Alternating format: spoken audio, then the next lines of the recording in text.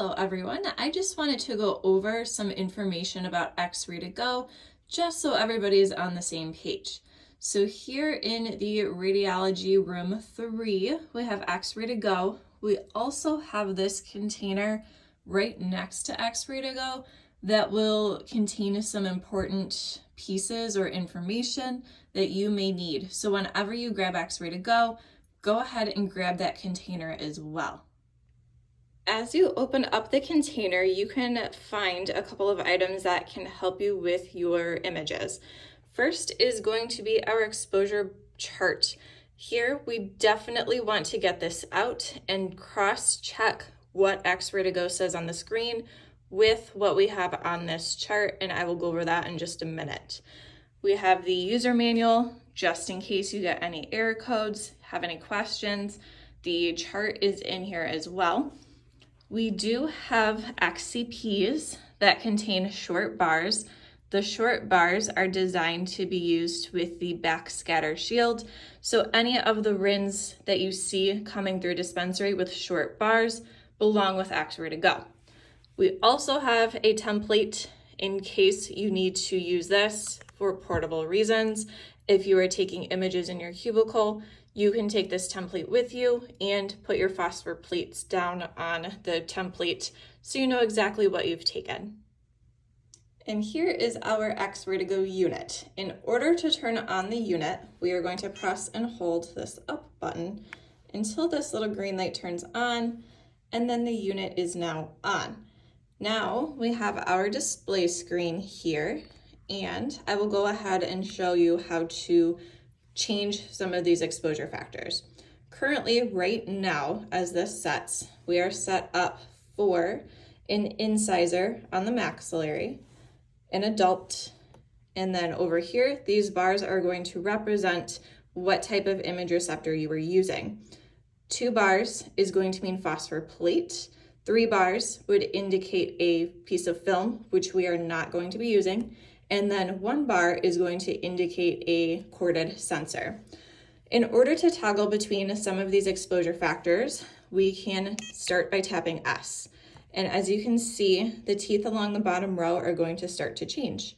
As they're changing, you can go ahead and select whatever area you are going to be working on. So here is maxillary incisor.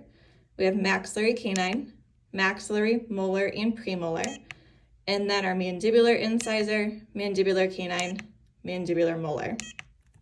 Once we pick our certain area that we're working on, we do want to cross-reference that with this sheet over here. So currently I have 2 bars, which is going to indicate a phosphor plate. And for our maxillary incisor, it says 0.20 on my unit.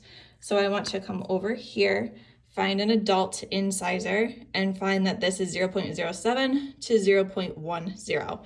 So this is already too high.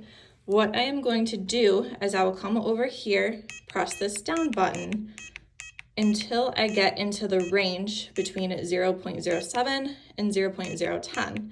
It wouldn't hurt to go on the lower end of that exposure, just so we don't overexpose our patient and we don't overexpose the receptor. We absolutely want to double check this before each exposure that we take. Next is our adult child. If we want to switch that, press and hold S. The bottom row is going to flash, and now we can tap this once. It goes up to adult child. Tap the S, we can do the child exposure. Tap the S, you're back to adult. In order to lock this into place, we're going to press and hold S.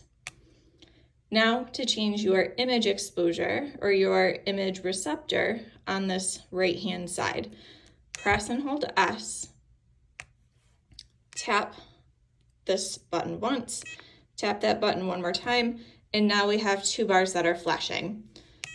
If I tap the S once, I jump up to film, and as you can see, your exposure factors in seconds are going to jump up as well. We are not going to be using 3 bars. Tap S again, we have 1 bar down on the bottom. That is going to be a corded sensor. Tap S again, we are back to phosphor plate. We will press and hold, get that locked into place, and now our screen says ready, as if we are ready to take an exposure. So when setting up XRay2Go, make sure all 3 settings are accurate.